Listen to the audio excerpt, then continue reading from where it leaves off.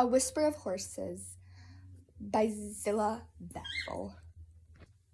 So very different from the world we live in now, the professor said with a sigh. All we have done now is one dull sky with a few speckles of dangerous rain. It must have been so much more interesting back then. I nodded in agreement. I'd rather got the feeling that life in general was more interesting back then. It all started a few weeks after I became Nimbus apprentice. The professor had asked me to take a walk to the spinning fields to interview some of the market people there. He wanted me to ask for stories that their mother and fathers had passed down to them. It could be anything, really. Some tiny facts about history of the era, the people who lived in there, a scary story that used to frighten youngsters at night. Anything that Professor Nimbus could incorporate into his teachings. We would sit down together, stiff the details, and plate the stories into our heads as best as we could. Lots of people at spinning fields were helpful. I was full to the top with things to tell them. I was struggling to keep as much of it in my brain as I could. Remember, when I took a route down a thin street that I don't believe I'd ever wandered before. There was nothing exceptional about the street itself, but a way down the pavement with a weedy cracks. Some glinted in the afternoon dullness. My eyes swooped to it. My legs followed soon behind. There, lying as innocent as a strip of forgotten rag, was what I could only believe. What a bracelet. Having never seen one before, it was only a bit of a guess, but something told me that yes, that was precisely what it was, a telebracelet. Only the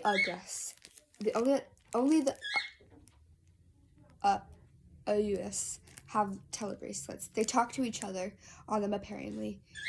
In fact, only the Augusts have technology of any kind. The Augusts have the technology that the Pubs have none. The Cus, meanwhile, sit somewhere uncomfortable in the middle, only able to use technology, if that makes the Augusts live easier. Gold, copper, and lead. And what the professor told me, that's where the terms come from.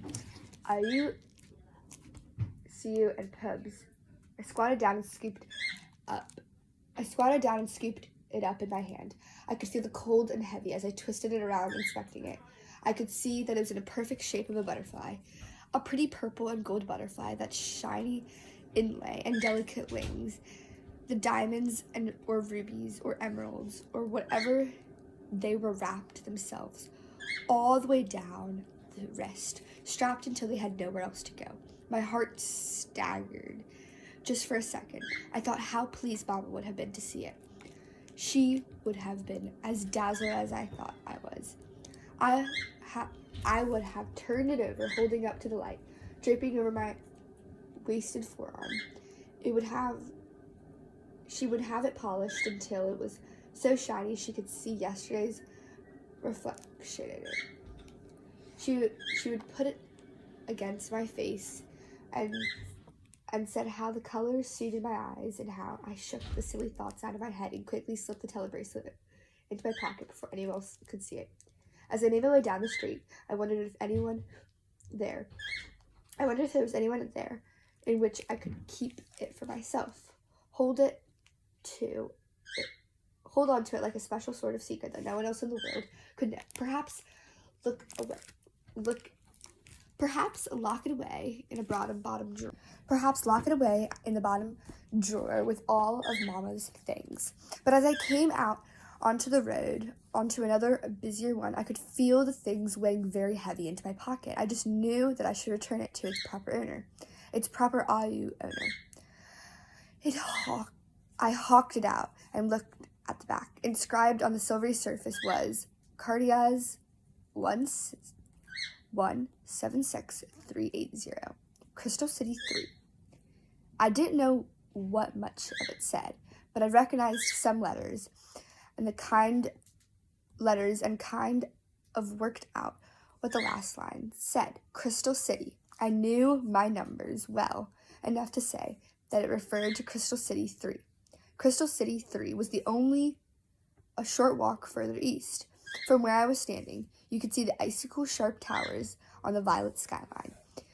Like knives that had been stabbed to the ground, pubs weren't allowed inside the all compounds, but I could probably leave the telebracelet with one of the guards at the entrance, and they'll be able to find the person it belonged to. So I started walking, and after a little while, was knocking on the gatekeeper's window. The CEO on duty slid the window back and frowned at me, like I was a piece of unwanted clutter on a shelf. "What?" he sneered. "I found this. It was on one of the roads, over there," I pointed. "I thought it'd be better returned." His hand came out of the window. I thought it'd be better returned. His hand came out of the window and snapped it off me. I saw that he wore the standard, almost black uniform.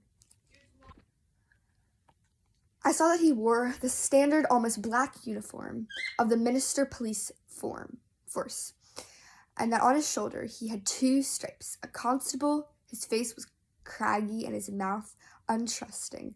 "Let me see that." The guard stared at the telebracelet, as I thought it burned his eyes. Okay. One of his hands reached out for some sort of phone device, and his fingers started nudging rubbery buttons. "Good. Go away now." His free hand made a flickering gesture and slid the window shut. Behind the glass, I could see him talking on the phone. I sighed before spinning around on my heels and trudging away. Life felt too spectacular, unfair at that moment. I had done the right thing. I had put my own feelings aside. The telebracelet was one of the most amazing things I'd ever seen, and yet I knew that I couldn't have it for myself. I didn't want a reward for finding it. Mama always said you should never do anything for a reward.